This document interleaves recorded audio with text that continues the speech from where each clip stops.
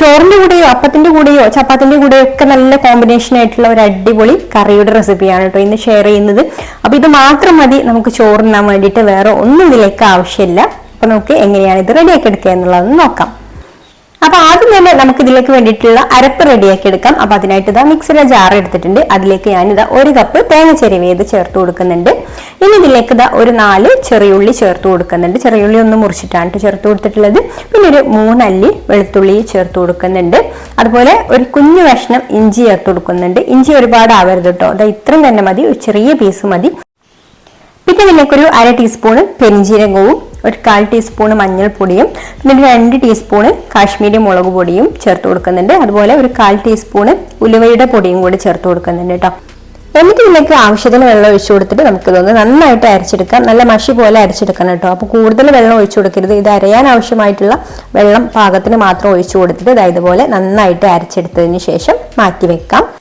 ഇനിയിപ്പോൾ ഞാൻ കറി റെഡിയാക്കി എടുക്കാൻ വേണ്ടിയിട്ട് ഞാൻ ഇതുപോലെ ഒരു മൺചട്ടി അടുപ്പത്ത് വെച്ചിട്ടുണ്ട്. അതിലേക്ക് കഴുകി വൃത്തിയാക്കി എടുത്തിട്ടുള്ള ചെമ്മീൻ ചേർത്ത് കൊടുക്കാം. പിന്നെ ഇതിലേക്ക് പുളിക്ക് ആവശ്യത്തിനുള്ള മാങ്ങ ചേർത്ത് കൊടുക്കുന്നുണ്ട്. ഓരോ മാങ്ങയുടെയും പുളി നോക്കിയിട്ട് അതിനാവശ്യമായിട്ടുള്ളത് ചേർത്ത് കൊടുക്കാം കേട്ടോ. ഞാനിപ്പോൾ ഇവിടെ ഒരു മാങ്ങ മൊത്തത്തിൽ എടുത്തിട്ടുണ്ട്.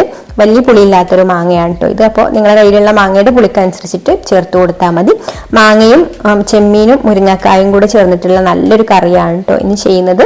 പിന്നെ ഒരു മുരിങ്ങക്കായ ഇതുപോലെ ഒന്ന് തൊലി കളഞ്ഞിട്ടൊന്ന് നീളത്തിൽ മുറിച്ചിട്ട് അതും കൂടെ ചേർത്ത് കൊടുക്കുന്നുണ്ട്. ഇനി പിന്നെ 2 പച്ചമുളകാണ് കേട്ടോ. പച്ചമുളക് ഒന്ന് നീളത്തിൽ കീറിയെടുത്തിട്ട് അതും കുറച്ച് കറിവേപ്പിലയും പാകത്തിനുള്ള ഉപ്പും പിന്നെ ഒരു 1/4 ടീസ്പൂൺ മഞ്ഞൾപ്പൊടിയും പിന്നെ 1/2 ടീസ്പൂണ് മുളക് പൊടിയും കൂടി, കാശ്മീരി മുളക് പൊടി തന്നെയാണ് കേട്ടോ ഞാൻ ഇതിലേക്ക് ചേർത്ത് കൊടുക്കുന്നത്. നിങ്ങൾക്ക് എരിവ് കൂടുതൽ വേണമെന്നുണ്ടെങ്കിൽ എരിവുള്ള മുളക് പൊടി തന്നെ ചേർക്കാം. ഞാനിവിടെ പച്ചമുളക് അത്യാവശ്യം എരിവുള്ള ഒരു പച്ചമുളകാണ് കേട്ടോ, അതുകൊണ്ടാണ് കാശ്മീരി മുളക് പൊടി ചേർത്ത് കൊടുത്തിട്ടുള്ളത്.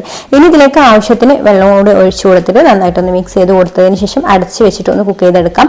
എല്ലാം അധികം വേവ് കുറഞ്ഞിട്ടുള്ള ഒരു സംഭവങ്ങളാണ് കേട്ടോ. ചെമ്മീനായാലും മുരിങ്ങക്കായ ആയാലും മാങ്ങ ആയാലും ഒക്കെ പെട്ടെന്ന് തന്നെ കുക്കായിട്ട് കിട്ടും. അപ്പോൾ നമുക്കിതൊന്ന് അടച്ച് വെച്ചിട്ട് വേവിച്ചെടുക്കാം. ഇപ്പൊ ഇതെല്ലാം ഇവിടെ നന്നായിട്ട് വെന്ത് വന്നിട്ടുണ്ട്. അപ്പൊ ഞാൻ ഇടയ്ക്കൊന്ന് ഇളക്കി കൊടുത്തിട്ടുണ്ടായിരുന്നു കേട്ടോ. അപ്പൊ ചെമ്മീനൊക്കെ ആയാലും പെട്ടെന്ന് തന്നെ കുക്കായിട്ട് കിട്ടും. ചെമ്മീൻ ഓവർ കുക്കായാൽ ചെമ്മീൻ ഒന്ന് ഹാർഡ് ആവും കേട്ടോ.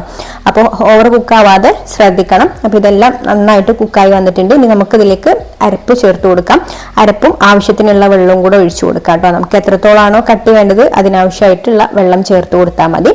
എന്നിട്ട് ഇതിന്റെ പച്ച ചുവക്കൊന്ന് മാറാൻ വേണ്ടിയിട്ട് നന്നായിട്ടൊന്ന് തിളപ്പിച്ചെടുക്കണം.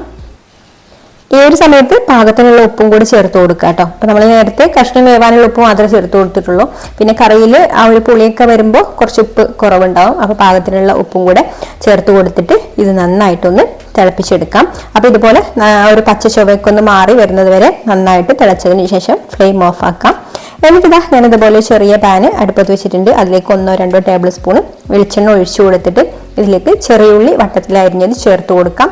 ഇതൊന്ന് ചെറുതായിട്ട് മൂത്ത് കഴിഞ്ഞാൽ പിന്നെ ഇതിലേക്ക് ഒരു 2-3 വറ്റൽമുളക് മുറിച്ചെടുത്തതും പിന്നെ കറിവേപ്പിലയും കൂടെ ചേർത്ത് നന്നായിട്ടൊന്ന് മൂത്ത് കഴിഞ്ഞാൽ നമുക്ക് കറിയിലേക്ക് ഒഴിച്ചു കൊടുക്കാം. അപ്പൊ ചെമ്മീനും മുരിങ്ങക്കായും മാങ്ങയും കൂടെ ഒരു കറി വെക്കുമ്പോൾ നല്ല ടേസ്റ്റാണ് കേട്ടോ. അപ്പൊ ഇനി ഏതിന്റെ കൂടെയാണെന്നുണ്ടെങ്കിലും അത് നല്ല കോമ്പിനേഷൻ തന്നെയാണ്. അപ്പോൾ വീഡിയോ ഇഷ്ടപ്പെട്ടുണ്ടെങ്കിൽ ലൈക്ക് ചെയ്യാനും ഷെയർ ചെയ്യാനും അതുപോലെ നമ്മുടെ ചാനൽ സബ്സ്ക്രൈബ് ചെയ്യാതെ കാണുന്ന കൂട്ടുകാരാണെങ്കിൽ ഒന്ന് സബ്സ്ക്രൈബ് ചെയ്യാനും കൂടി മറക്കരുത്. അപ്പോൾ ഇത് മറ്റൊരു നല്ല റെസിപ്പിയുമായിട്ട് അടുത്ത വീഡിയോയിൽ കാണാം. Thank you for watching.